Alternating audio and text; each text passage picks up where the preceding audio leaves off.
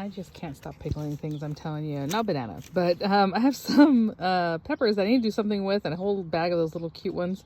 So I'm just going to pickle them, and since I'm going to make brine, I'm going to go ahead and do the peppers, the cauliflower, and like probably carrots. It's a quart-sized jar, and I have 3 halved garlic in there.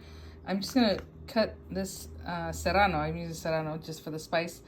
And then I'm gonna wash and slice up, you know, however thinly you would like, probably 3 or 4 onions. Okay, I'm just cutting them like this. You know, just take the top and the bottom off your onion, slice it in half, and then slice there. So hopefully you already know how to do that. If you don't, maybe you don't want to start pickling yet. Leave that for later when you have a little more experience.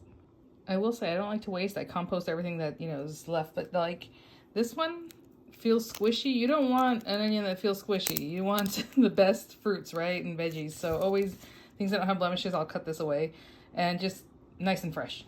Okay, at the very top, throw in maybe some more of your jalapeno. I will say this one doesn't have pepper or anything like that, but if you want to throw in some peppercorns, I mean, why not? Okay, I'm gonna pack the next jar. Oh, I will say I love these lids. These are reusable lids. These are Walmart brand, and these are the ball ones. They're really great, instead of using the metal ones that can start corroding when you're using vinegar and things like that. It's getting crazy here, but in this big guy, I have a little bit of garlic and some of the chopped chile that I did, the serrano. I'm gonna sprinkle in some of these guys. It's just red pepper from Little Caesars, and a few black peppercorns. Okay guys, I already have a ton of veggies before I even get to cutting up my cauliflower, so I'm gonna put some of these things, layer them a little bit in, just throw them in. Okay, there was a lot of yellow and red and stuff, so I'm going to add in some Persian cucumbers too.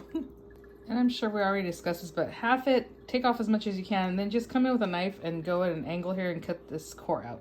Well, I still have a ton left, so I'm going to make another small jar and give it to my neighbor. So I followed her recipe of 3.5 cups each of white vinegar and water, and then 10.5 tablespoons of sugar, and 2.25 tablespoons, I think, of salt. I would do a little more salt. And then just till it comes to a boil, everything is kind of incorporated. Not quite there, but once it boils, you're good to go. Again, this isn't fermenting, it's just pickling. So, you know, these will be ready in a day or two, where if the fermenting, you're gonna wanna leave it for like a week or 2. But we're almost there, just enough to blend everything together. Okay, that's pretty good. Okay, so I'm just gonna slowly pour this in and I'll be right back. Okay, and so I did top it up, but you know, you want to kind of go in here and get all these bubbles going, and once you do that, maybe you need to add a little more liquid on top with all of them. Okay, they're all topped up, and it was perfectly the amount that would do all these, and yeah, just put your lid on, let them cool off, and put them in your fridge, and they're ready in a couple days. These are so pretty.